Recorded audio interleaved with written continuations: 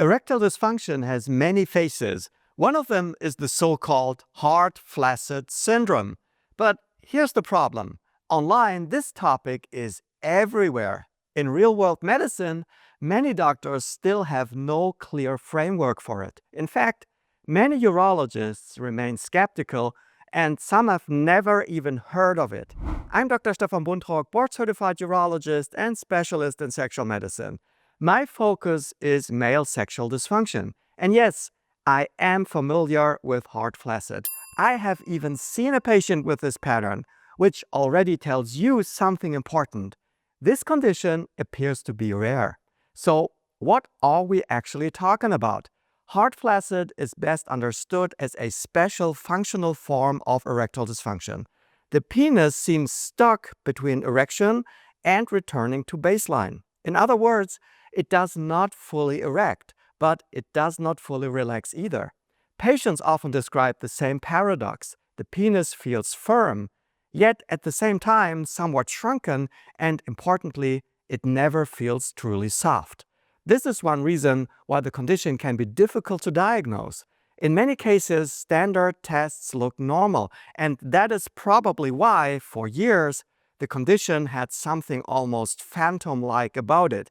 It also explains why some physicians have assumed it might be primarily psychological.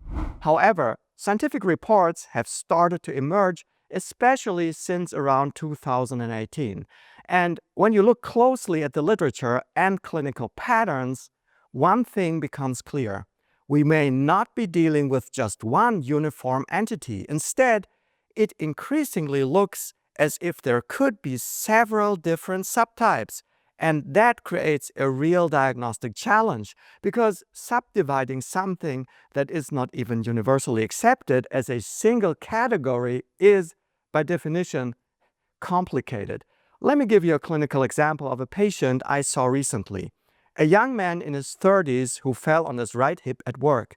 The next day, after intercourse, his penis did not return to normal. Instead, it seemed stuck somewhere in the middle. Not only the corpora cavernosa were still partially engaged, but also the corpus spongiosum, which made it difficult for him to urinate. In addition, he developed discomfort in the perineal area, and there as well, the erectile tissue and surrounding muscles were unusually tight. He had already seen several doctors and hospitals and underwent MRI and CT imaging, all negative. But when I examined him, it was obvious that something was wrong.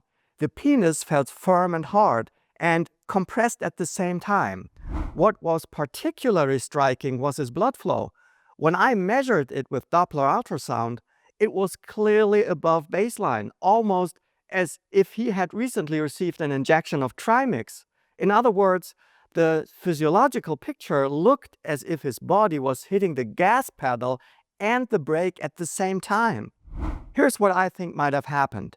We know that trauma can irritate nerves. Falling on his hip may have irritated the pudendal nerve. That, in turn, may have triggered a malfunction within the sacral plexus, a key control center connected to the spinal nerve pathways.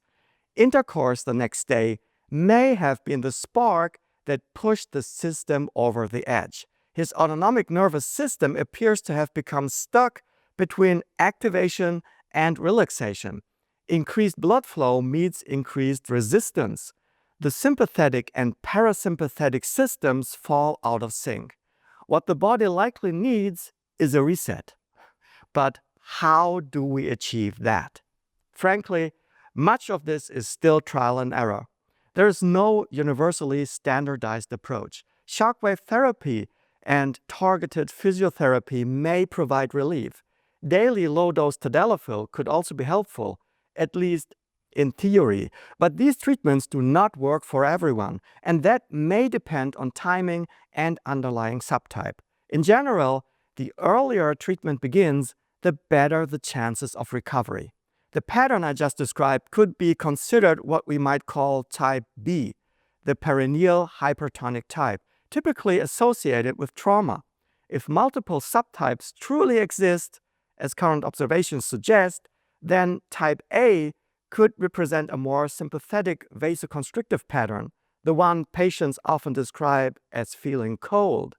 And type C would be the neurosensitive type, more closely linked to pelvic pain and burning sensations as signs of increased neural sensitivity. Types A and C can be particularly difficult to recognize clinically because they tend to present more subtly and with greater variability. Here's the good news. If you think you have hard flaccid syndrome, statistically, you probably don't.